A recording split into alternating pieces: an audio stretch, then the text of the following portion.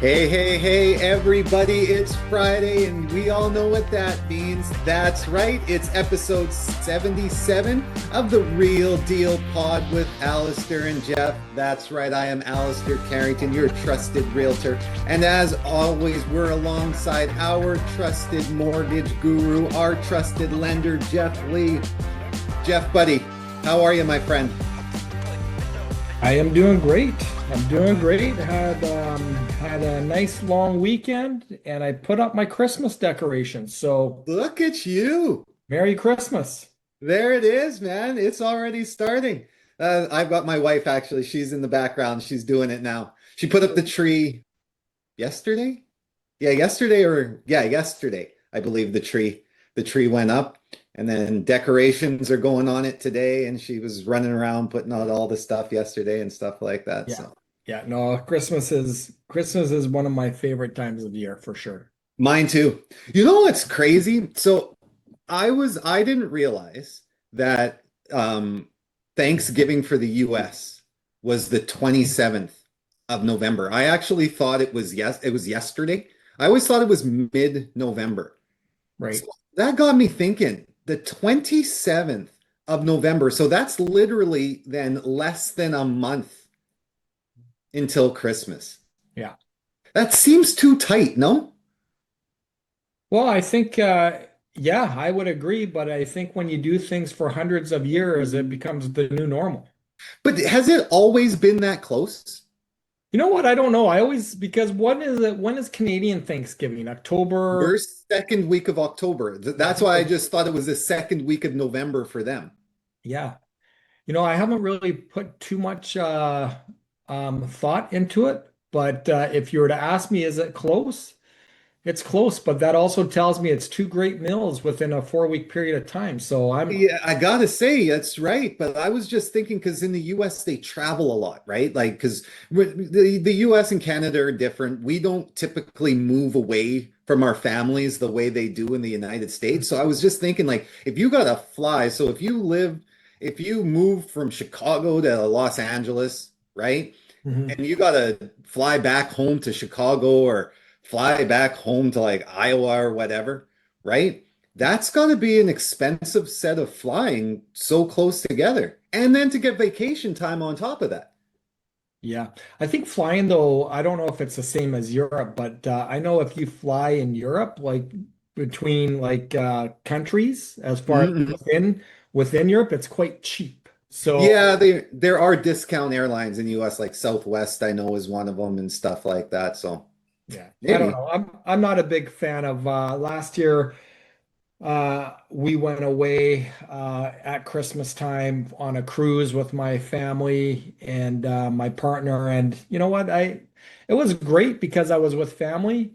But if I don't know, I don't like moving around too much at Christmas time. Is kind of what I discovered or what we discovered. I just like being, as you said, I like being here. Just a Yeah. minute all. Christmas markets are coming out this week. Yep. So yeah, I'm really looking forward to this season.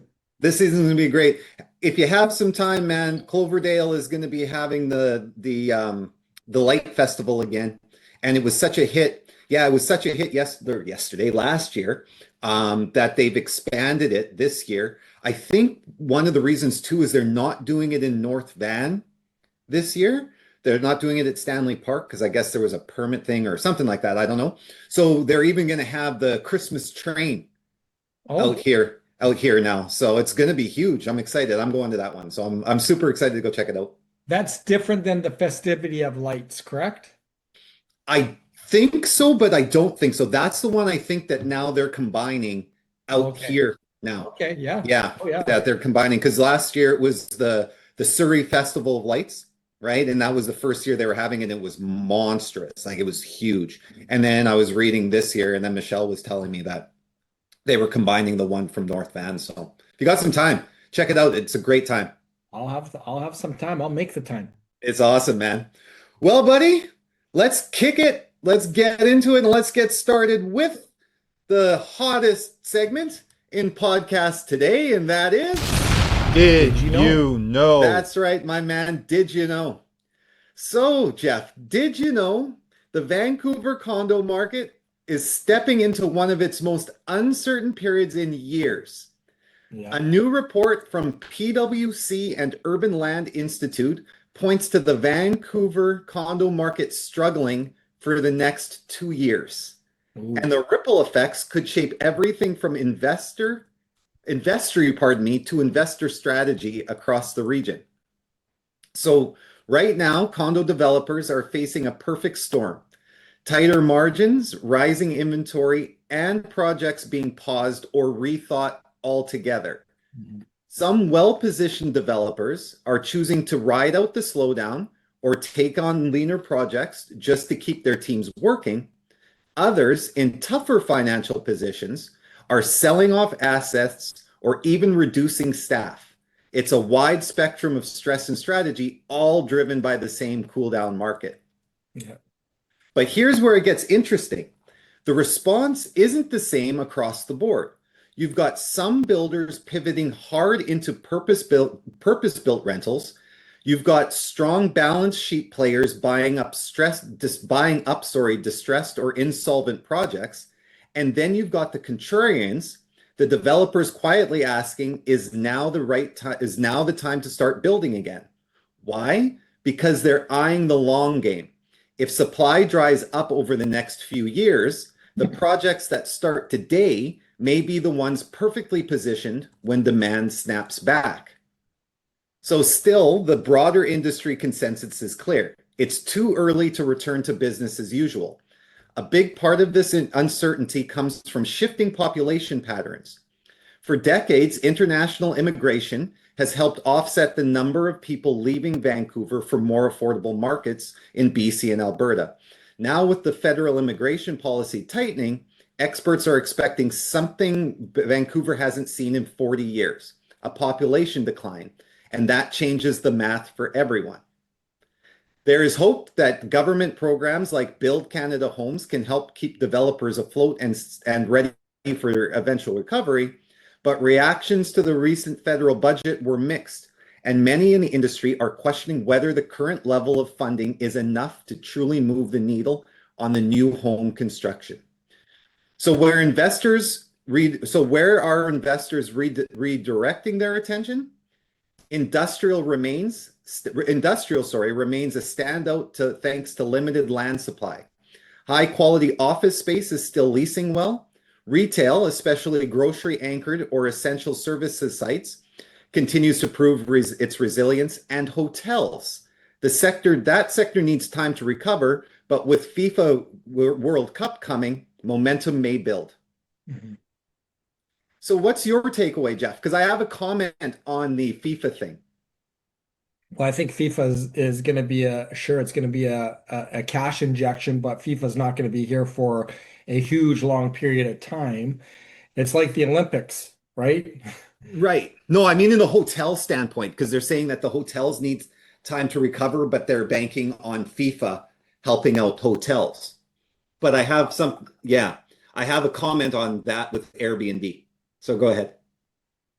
Well, yeah, it goes back down to, well, with Airbnb, there is short-term restrictions here within Vancouver. Yeah. So that's the issue. So when they made that comment about hotels recovering with Airbnb, I was watching a program and they were actually saying that FIFA might put too much pressure on hotels. We won't have enough, and because of the Airbnb restrictions that we've put in place, we might not have enough to house people or to put people. Hmm. So they were saying there's an argument that Vancouver may have to revisit the Airbnb policy Yeah, and I lift wasn't it. surprised. Yeah, But it is true, is like again, like if you're having this injection of population coming in for FIFA, and again, FIFA's not gonna, well, actually FIFA, how long is that tournament? It's two like weeks. it's 2 weeks, okay. 2 weeks. Yeah. And it's going to be such a short time. It's going to be a huge cash injections, but there are going to be accommodation issues, possibly for surely. So now all of a sudden you're going to make an exception and then basically go back to the old rules again, which is crazy to me, right? Crazy. Yeah. So yeah, that's my opinion on that. I think FIFA is going to be a great thing for the city. I think it's going to be a great energy. It's going to be a great vibe. Hopefully, I can see at least one World Cup game. Um, but again, I'm not going to compare FIFA to the Olympics, but the Olympics typically are a economic suck for cities that host them, right? You betcha. It takes a country usually about 8 years, Yeah. double the time for them to pay it all off. Yeah, exactly. So I don't think FIFA is quite to that extent. So I'd be more curious as far as to kind of take a look on when a city does host a World Cup like that, what it does, what it actually does for the city. Yeah. Because on the surface, yeah, you're getting hundreds of thousands of people coming to the city. They're spending millions of dollars. They obviously need accommodations. But that also being said, that unlike the Olympics, there's not that all that infrastructure that has to be put into place as well. So, yeah, with short-term rentals, I would not be surprised if they lifted it for a period of time, but then I would be very disappointed that they would just revert it back to what those regulations are again. And what do you feel about, just quickly, what do you think about the condo market struggling for the next 2 years? Well, I think the condo market has been struggling probably for 2 or 3 years It's been as two we're years in. as it is. I was gonna say, yeah, been about 2.5 years as it is. So they'll make Yeah, the 4.5 year term time. I know when a country is in a recession, my understanding to get out of a recession takes about 6 years. Yeah, That being said, is that if we're truly in a condo recession, that based on just that statistic, it doesn't surprise me. What surprises me as far as the housing industry, as far as how long that is going to be in a condo recession for, because I think if we're in a condo recession for 5 years, that's probably going to be the longest period of time in housing history as far as it not correcting back to normalcy again. But I also do know, and I have a couple of friends which are developers, and when you were going into your did you know it, it reminisced to conversations that I've been having with developers, is that they are putting a halt on products. They are letting their staff, they're laying off their staff. They are reshifting their projects into rental markets. They are trying to shift with what's going on, and some are shifting better than others. And you'll see it. There's lots of people that are just not stopping their projects. They just can't continue. yeah. Um, so yeah, 2 years, I can see that just That's gonna because of the that amount of inventory we have. That's the thing. Yeah, that's the biggest thing is it's yeah, I was saying I would guess about 65% of our current inventory is probably condos. Yeah, and I think you made note of it with these with our immigration restrictions that have been coming in and our foreign buyers bans that have been implemented. Like this is a couple of things that are also affecting our condo market, For sure. right? So I think this is an onion layer where there's multiple layers of things that need to be done, and that has also had a cause and effect on it. Yeah. And I don't think it's just one thing. I think it's a dozen of things. And I think our government had the right intentions, or they thought they had the right intentions, but I'm not too sure if they realized the impact that they're actually creating. And we're starting to see that now. I think so. And that always goes back to my point of the problem with government being reactionary as opposed to proactive and not taking the time to think through policies as opposed to and just letting them go and just And it's funny, a do lot them. of these guidelines came in, Alistair, was to create housing, I right? know. Yeah. We have a rental property. It's been empty for 3 months. It's actually below market value for rent. And so we have created an abundance of rentals for people, but there's nobody moving into them. Yeah. So Yeah. so this is what I'm saying is it has it has a trickle effect. Is you're creating housing, trying to create affordable housing, but people aren't even renting, right? Yeah. And I think it's, sorry, I shouldn't say that they're not renting, but there's so much opportunity now as far as where they can rent, right? Sure. Whereas Yeah. before, we didn't have the inventory for rent. Yeah. It just wasn't there. And now, the rental market, as far as landlords and investors, they're also struggling. Yeah. So I think that again, this has that trickle effect on everything, and I believe that our government had good intentions. I'm just not too sure that they had put too much thought process into future impact. Yeah. Well, we'll see what happens. It's again, as we keep saying, it's going to be an interesting ride. The whole deal is we've been saying that for 2 years now, that it's going to be an interesting ride, and Yeah, and doesn't it's seem like this roller coaster is stopping anytime too yeah, soon. and it's not only what's going on inside our Canadian borders. The roller coaster ride happens on what's going outside of Yeah. our Canadian borders. If you take a look on how people forecasted this real estate year, this Yeah. was supposed to be the breakout year, Yes, it was. It was supposed to be the massive rebound year. Yeah. right? Yeah. And this has not been the case. No, And from everybody's yeah, and from reshaped their numbers. Yeah. from what you're saying, it's going to be another 2 years on the condo side. And Yeah. remember, Alistair, we did those numbers last week as far as the COVID rates and the Yeah. COVID days as far as condo purchase. It's actually better for an investor not an investor. It's better for an individual to purchase a condo today than Yes. it was in In pre-COVID, COVID. right? Yeah. So again, there's lots of reasons why people should buy, but again, I think with this news and as that media gets a hold of it and that message starts to become more mainstream, I don't think we're in a very good situation as we continue to move forward. But again, things always change, right? It's true, and that's one of the things, and we do our best to stay away from it and not touch on it, but we know that one of the biggest elephants in the room is tariffs.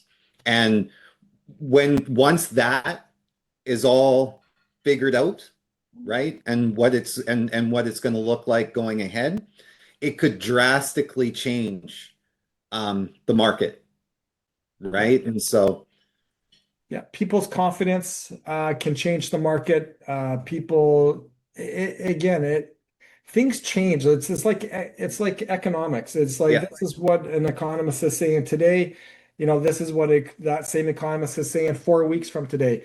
It just changes so quickly, it seems, and it seems like and go take a listen to our past pods. Like our messaging has changed, right? sure, yeah, So again, yes, could we be in for a 2 year drought? Sure. Could it rebound quickly? Sure. Could it rebound at some point? Sure. I think we just kind of do that day-to-day thing, and you just keep on doing what we do, right? that's it. We just keep trying to breathe confidence in the market because that's what we know actually makes the market move is confidence. Yeah. But yeah. Well, man, let's move into some quick insights from Allister. I wanted to touch on some things because we have hit the winter markets, and it kind of goes to people that are trying to sell condos, or if you're trying to sell your townhome, or if you're trying to sell your detached home. And that is how to position your home to sell strong in the winter months. Um, when you're thinking about selling your home in the winter, it's easy to wonder whether the buyers are out there, right? That's what a lot of people worry about is, should I put my home up in the winter time? How long is it going to stay? Or is there even buyers looking out there? Well, the reality is winter buyers are probably the most motivated of all buyers, right? They're serious, they're focused, they're ready to make decisions. But what your goal as a seller is to make sure your home stands out as warm, inviting, and well cared for. So when the right buyer walks in, they feel it instantly. And we as realtors will always say, right? Price matters because it does. So you have to be realistic in your pricing.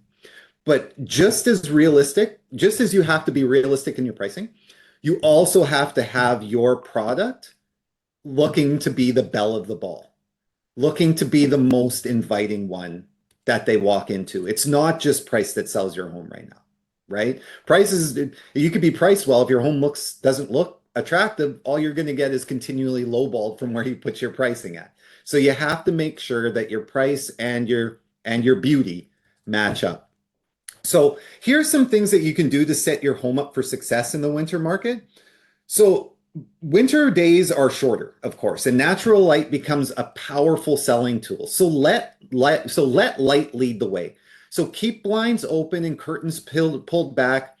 Add warm, bright bulbs where needed. That is super, super big, right? And make sure if you're leaving your home and for the realtors that are going to be showing the home, turn on the lights before every showing because buyers respond immediately to spaces that feel open, bright, and uplifting, especially as we are in the darker months. Number two, create a home that feels warm and welcoming. So when buyers step inside from the cold, they should feel comfort immediately. So keep the temperature consistent and cozy. Add soft textures like throws, cushions, and rugs. And if you have a fireplace, please have it on for showings. People buy homes that feel like a haven, and winter gives you a natural chance to lean into that. Number three, this is big, people. Make the entrance safe and inviting. So we've always said this on the pod, first impressions start at the walkway. So clear snow, ice, and wet leaves promptly. Add salt if needed to prevent slipping, and keep the front entry tidy and well lit. A smooth, safe approach to the front door signals care and attention. Number four, highlight comfort features buyers want in the winter. So buyers look closely at how a home handles cold weather. If you've got upgraded windows, highlight it. If you've got a new furnace or heat pump, highlight it. If you've got new insulation improvements, again, highlight it. Efficient appliances, heated floors, or a heated garage, make sure these things are highlighted. These things, again, are going to help your home sell during the winter months. Keep exterior spaces clean and presentable. So again, remove clutter from porches and deck, replace any burnt out exterior bulbs, add evergreens or winter planters or a simple wreath. So small touches will always go a long way in helping buyers imagine coming home every day. Use photography to your advantage. So this is one thing when you're discussing listing your home with an agent, talk to them about what your photography is going to look like. So make sure you aim for the brightest day possible. And then one of the big things is consider evening or twilight shots actually to showcase the warmth. Because one of the things that are going to happen is a lot of people are going to be seeing your home in the dark. So consider having twilight shots done. They will show nicer. It'll show when they're viewing your property online, it'll show the warmth of the house in the evening. And if you have stunning photos from another season, have them included because they'll help buyers picture the full year round. And that's six little insights that I wanted people to have and wanted people to think about when they're going to be selling their home in the winter. And it's going to really help you get the most bang for your buck, the most dollars. Did I miss anything, Jeff? You think? You're on mute, Jeff. Jeff, you're on mute. No, as I was listening, I was thinking I should sell my home in the winter right now. It looks good. There you go. Got the reefs, got the clear driveway, got the amber lights. I got a fire going on. Like, I want to buy it again. Well, that's what I'm saying. When your home feels warm, well lit, and beautifully cared for, it stands out in the most powerful of ways. And I think that's, as I've been touring homes with my clients and stuff like that over the past few weeks, that's some of the things that I've been thinking about. God bless people that are trying to sell their home right now. But sometimes I walk up to a home and I think to myself, are you really trying to sell this? Because it's dreary, right? There is no inviting feel. Well, what really captures my attention, and you noted it, is that walking up to the door. Yeah. I live out here in Lindo Beach. There's lots of homes here for sale, and I love the area where I live in. But there's a house for sale, maybe 100 meters from me, 200 meters from you, but you walk up to it, it's missing paint on the board. It's just looks kind of gloomy. So again, your house can be sold within the first 3 minutes, Yeah. depending on what it looks like. So yeah, good information there for sure. 100%. Yeah. People are going to rewind that and listen to that at least 6 times. I hope so because it'll help them sell their home. Well, what I want to transition into on my side of things is mental health. Mental health is a very, very real thing. If you take a look on statistics of mental health year after year after year, it seems to be becoming more of the conversation. And at the end of the day, mortgage stress can create issues for your mental health. And the one thing that I've always said is that Canadians, one thing that they will always pay is their mortgage, right? They'll let their car loans go, they'll let their credit cards go, they'll let their student loans go, they'll let their consolidations loans go. And even if you take a look at bankruptcies, right? They let everything go, but they won't let go of the mortgage. That's one thing that Canadians really, truly do very well in is pay their mortgages, right? But also the reality of it is that our cost of living, and we've talked about this, is very, very high. We take a look at consumer debt and household debt. It is at all-time highs. So when all of a sudden now you're dealing with that, and now you have a mortgage payment, things become a little bit more real as we continue moving into the direction that we're going in. We just talked about condos now being in a recession for two more years, possibly. You take a look on, or you take a listen to many economists, they will say that we are in a recession, right? There is a lot of fear-based things that are being driven. And again, I've always said recessions are always fear-based. A lot of times a country is in a recession, quote unquote, but it's actually fear-based where it's not, right?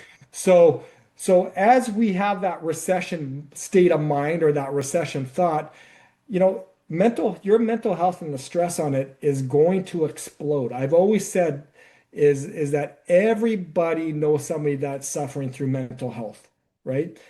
Everybody, and again, statistically speaking, one of the biggest stressors for relationship breakup is finances, right? So why is it happening? Like, obviously, we're seeing record high home prices, and yes, we said that our market is the second softest market that the country has seen. But the reality of it is, our home prices are where they're at, right? Right. Including, and also, sorry to interrupt, but that's also because wages haven't kept up Our with cost of with living. the inflation, with the increase in our housing costs. So that's the biggest driver. That's right. And we're also taking a look, a lot of stress that's happening is because we've talked about this as well, is that 70% of Canadians' mortgages are coming up for renewal here by the end of 2026. I think, again, 23 million mortgages are coming up for renewal, or is it 2.3 million, let alone in 2026. So there is a lot of people that have had their mortgages renew, or their mortgages are coming up for renewal. They're coming off of the COVID rates, right, of 2%, coming into rates, low fours, mid fours, right, or high threes. And there is that payment shock that's coming, that is becoming a reality, right? There's also understand that there's a statistic that just came out that homeowners will spend 40% of their income on housing, right?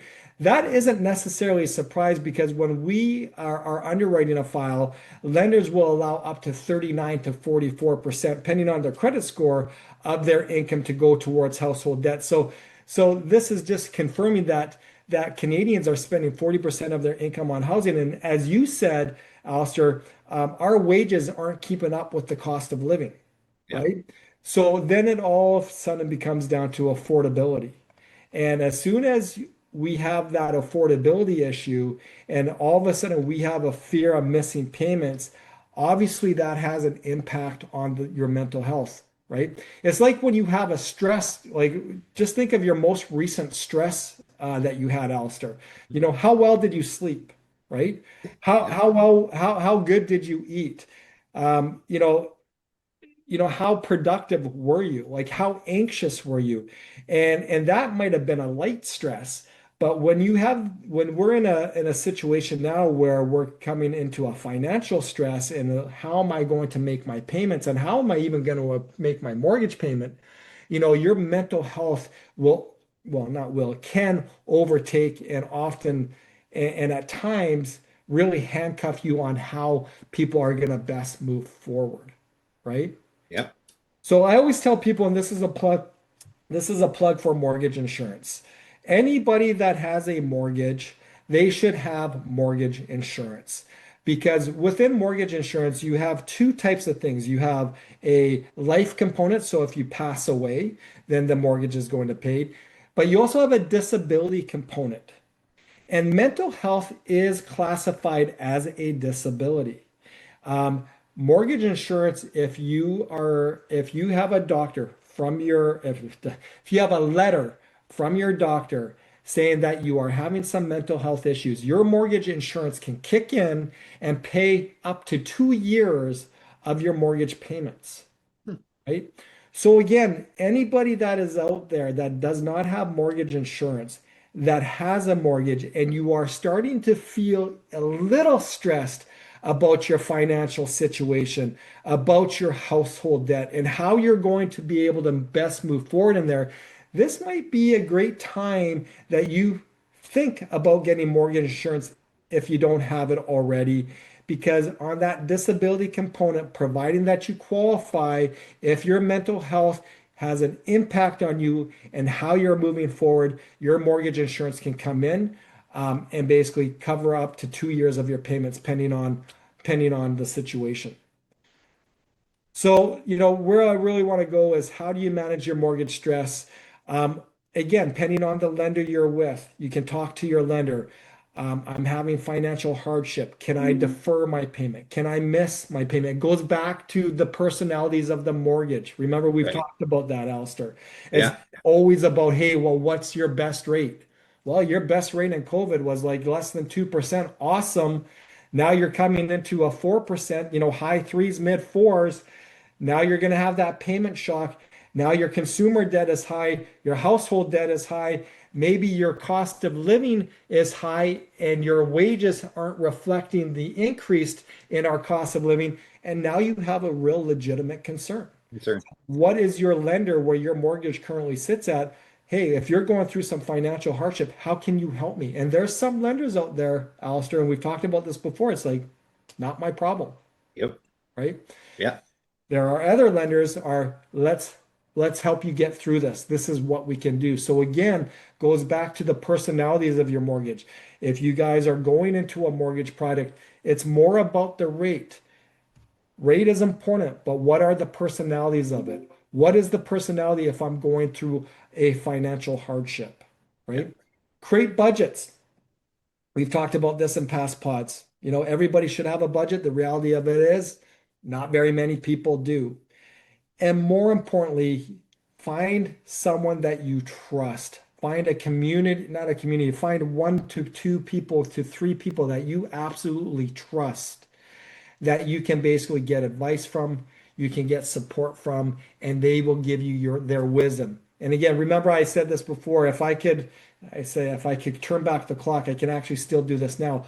Find someone that's 15 years older than you that Yeah. has done life, right? Hmm. That has struggled, that has come through their struggle, and sit down with that person once a week or once a month, even have a coffee with them and just share your life with them, where you're at, the good and the bad. And that person can walk you through so many things just based on their wisdom, Yeah. right? And if you need it, go get professional help. Like therapy is the new normal, right? Like 100%. the old, Nothing to be ashamed like of. the old days. Mhm. Understand if you're going through mental health issues, you know, exercise, spirituality, whatever that looks like to you, your diet, right? Keeping your feet moving is so, so important. Rest. I never realized how important rest is. But again, financial hardship will create mental health issues. Your biggest debt that most households have is your mortgage. And again, how do you navigate through that? And it's a real thing. So that's what I got. If That's awesome. you're going through something, talk to your lender, see how they can basically help you navigate, at least through the mortgage side of things. If you have mortgage insurance and you have a disability component to it and you're having mental health issues, talk to your insurance company and see how that claim could work for you. If you don't have mortgage insurance, go and look for some, get some. We can help you out with that if required. But again, it's a real thing. Mental health is a real thing, and it can be triggered by financial stress, Yeah, amongst 100%. amongst 100 other things. Exactly. No, 100%. And I think this was good to go through. And I actually think we might need to go through it again in February, because as we enter into the holiday season, which we were just saying, we love the holiday season. It's my favorite time of the year. Pardon the pun or whatnot, but it truly is my favorite time of the year.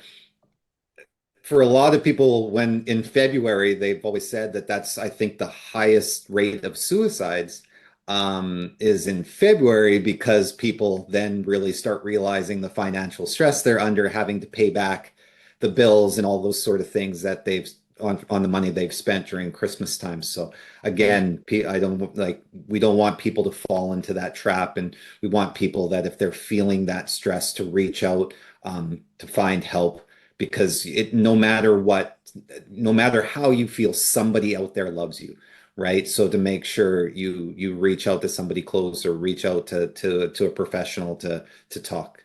Well, and here's the other thing. Christmas isn't a joyful time for a lot of people as well, You're sure that's right? true too. Yeah. Yeah. So, just make sure that there's always somebody there to talk to. So I think this was a great thing to go over, but amazing. Thanks, my man. All right. Well, that's it, man. We can end it on that. I hope everybody has an amazing weekend. Stay dry. I don't know. Is it supposed to be wet this weekend? I'm not sure. Quickly before we sign off, my mom and my sister, my brother-in-law, and my niece and nephew, they've been in Florida at Disneyland this past week. You know what the temperature was for the majority of the time out there? Mm-mm. 3 degrees. Wow. Yeah, man, it was 3 degrees, 4 degrees, 6 degrees. A couple days ago, my sister or was it yesterday? No, day before. My sister was texting how they were at the park in like three sweaters, two pairs of pants. It was freezing out there, man. So, guys, we've been warmer than Disneyland. So, everybody, I hope you have an amazing weekend. As always, thank you for taking the time to listen to us. Continue to like, love, share us. Tell everybody you know about us. Leave us your comments. Give us your suggestions. Get those Christmas ornaments and get Christmas kicking and started. It's that time of year. Let's get going. Everybody, thanks so much for your time. Be back here with us for episode number 78. And most importantly, stay empowered, stay informed, and Geoff, Stay tuned. that's right, baby. Stay tuned. Peace out.